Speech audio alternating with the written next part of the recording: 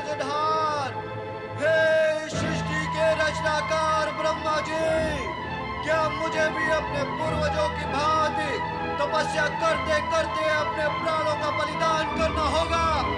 क्या मुझे आपकी कृपा और आशीर्वाद की प्राप्ति नहीं होगी? हे परमपिता, आज मैं आपके दर्शन करूंगा, अन्यथा अपने पूर्वज, पिता और पितामह की भांति आपका स्मरण करते करते इसी स्थान पर अपने प्राण त्याग दूंगा। दर्शन दो ब्रह्मदेव, दर्शन दो, दर्शन दो ब्रह्मदेव, दर्शन दो, दर्शन दो, दर्शन दो ब्रह्मदेव, दर्शन दो, दर्शन दो, दर्शन दो ब्रह्मदेव, दर्शन दो, दर्शन दो, दर्शन दो, अन्यथा आपका ये भक्त इस जगत से चला।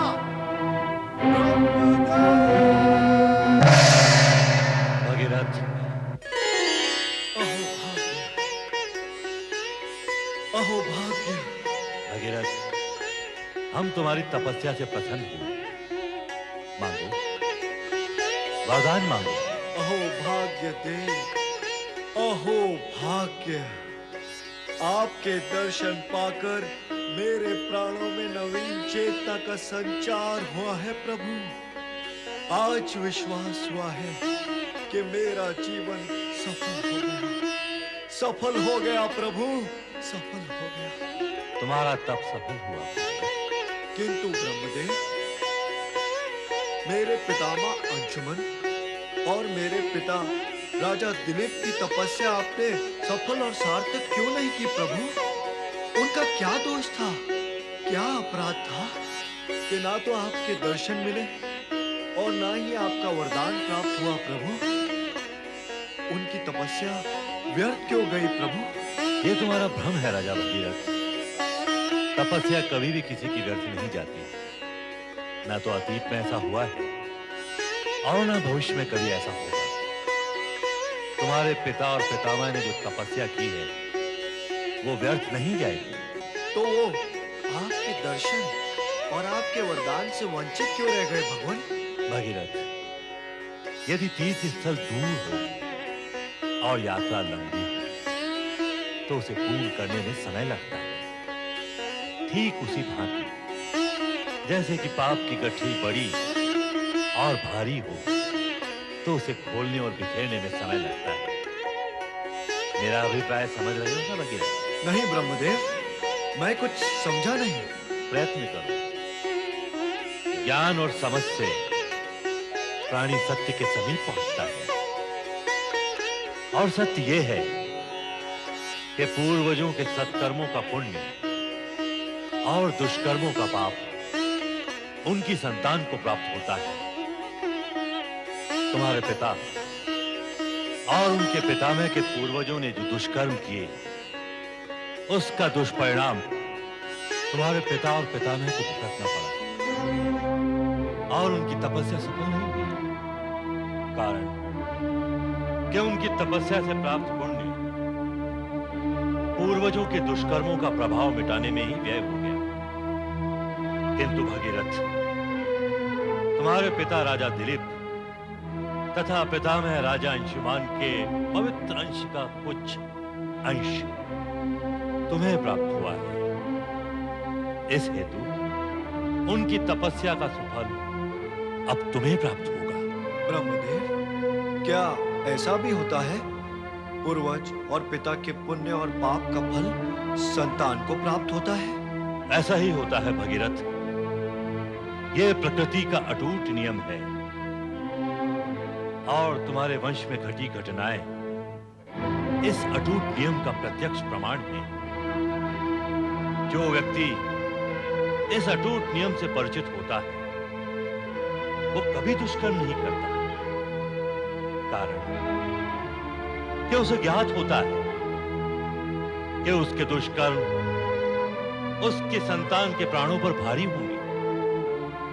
किंतु जिन्हें इन नियमों का ज्ञान नहीं होता है, वे दुष्कर्म करके अपनी संतान के भविष्य को स्वयं ही कष्टों के अंधकार में धकेल देते हैं।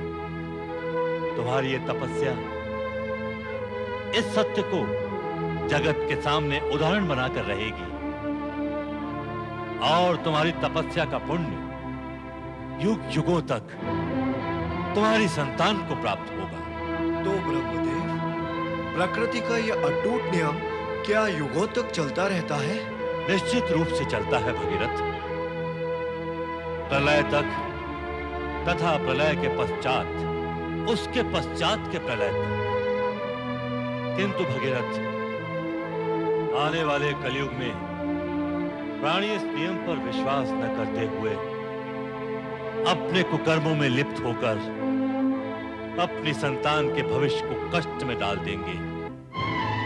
संतान को जो असाध्य कष्ट होंगे वे उसका कारण ढूंढते रहेंगे, किंतु उसका निदान नहीं पा सकेंगे, और इस परिणाम पर भी कभी नहीं पहुंच सकेंगे कि संतान को जो कष्ट मिले हैं उनका कारण उनके स्वयं के पाप कर्म हैं।